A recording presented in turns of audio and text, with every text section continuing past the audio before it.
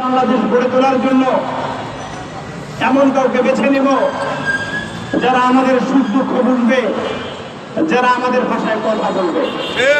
প্রিয় সাথী বন্ধুগণ, ইসলামী যুব নেতৃত্বে এতক্ষণ বিভিন্ন বিষয়ে কথা বলেছেন, আমি সেই দিকে যাব না।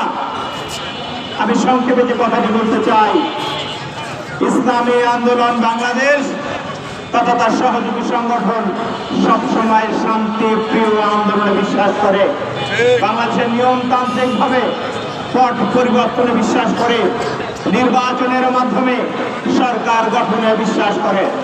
যার কারণেই ইসলামী আন্দোলন বাংলাদেশ 1987 সালের 13 মার্চ গঠিত হওয়ার পরে প্রত্যেকটি নির্বাচনে যে অবাধ সুষ্ঠু নিরপেক্ষ সুযোগ ছিল অংশগ্রহণ করেছে, কিন্তু গত ফেজিস সরকার আমলা নির্বাচনে অংশগ্রহণ কিন্তু করে নাই। সেই নির্বাচনে প্রিয় সাথী বন্ধুগণ, যেটি বলতে চাই, আমরা আশা করেছি আগামী নির্বাচনে একটি অবাধ সুষ্ঠু এবং নিরপেক্ষ হবে, এদেশের মানুষ তাদের মতামতকে প্রয়োগ করতে পারবে। কিন্তু আমরা এটি কি দেখলাম? আমরা দেখলাম খুলনা 1 আসনে, আজকে দাপট দটিয়াঘাটা আসনে আমাদের মা বোনরা যখন হাত পাখার পক্ষে তারা ক্যাম্পেইন করছিলেন, তখন জামাতি ইসলামের সন্ত্রাসীরা তার পাখার পক্ষে এদেশের ধর্ম বর্ণ নির্বিশেষে সকল শ্রেণীর মানুষ, বিশেষ করে ইসলাম প্রেমী মানুষ, তারা হাত পাখায় 12 তারিখে ভোট দেওয়ার জন্য অধীর অপেক্ষা করছে। একইভাবে খুলনাবাসী স্বাভাবিক তারা ইসলাম প্রিয়, তারাও হাত পাখার পক্ষে একটা গণজোয়ার তৈরি হয়েছে। এই গণজোয়ারের ভয়ে ভীত হয়ে জামাতি ইসলামের এই সমস্ত সন্ত্রাসীরা তারা আমাদের মা বন্ধুর উপর অত্যধিক আক্রমণ চালিয়েছে। আমি বিলম্বে প্রশাসনকে উদাত্ত আহ্বান জানাবো, আপনারা অনতি বিলম্বে যারা চিহ্নিত যারা সন্ত্রাসী আছে, আমি 2-1টা নাম তাদের বলছি, আর অনেকেই আছে, এর মধ্যে অন্যতম যারা সহযোগী তারা হলেন এই লক্ষ্মীখোলা গ্রামের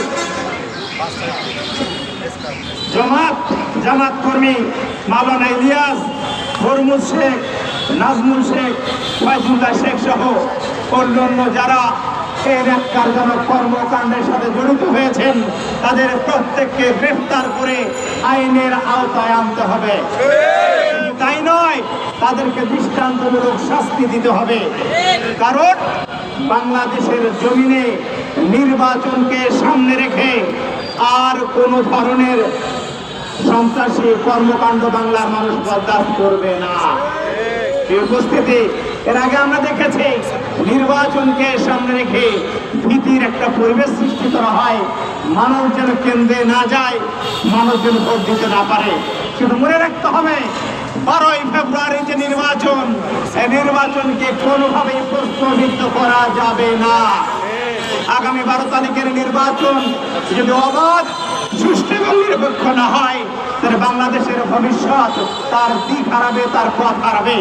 অতএব আমরা এই সন্ত্রাসী কর্মকাণ্ডের তীব্র নিন্দা জানাচ্ছি আজকের এই বিক্ষোভ মিছিল থেকে। পাশাপাশি বাংলাদেশ নির্বাচন কমিশনকে উদাত্ত আহ্বান জানাবো, অন্তর্বর্তী সরকারকে উদাত্ত আহ্বান জানাবো, স্থানীয় প্রশাসনকে উদাত্ত আহ্বান জানাবো, অনতি বিলম্বে যাদের নাম আমি উচ্চারণ করলাম তারা সহ যারাই এই ন্যাক্কারজনক কর্মকাণ্ডের সাথে, যারা আমার মা বোনদের উপরে হাত তুলেছে, যারা আমার মা বোনদের বোরখাকে ছিঁড়ে ফেলেছে, নেকাবকে ছিঁড়ে ফেলেছে, এই সমস্ত গুন্ডাদের, এই সমস্ত ব্যক্তিদেরকে অনতিবিলম্বে গ্রেফতার করে আইনের আওতায় নিয়ে আসতে হবে। প্রিয় সাথী বন্ধুগণ, পাশাপাশি যারা উপস্থিত হয়েছেন, আমি দেশবাসীকে উদাত্ত আহ্বান জানাবো, আগামী 12 তারিখ রোজ বৃহস্পতিবার ব্যালটের মাধ্যমে আমরা আমাদের গুরুত্বপূর্ণ মতামত, আমরা আমাদের মূল্যবান মতামত হাত পাখায় প্রদানের মাধ্যমে আমরা এর উচিত জবাব দেব ইনশাআল্লাহ।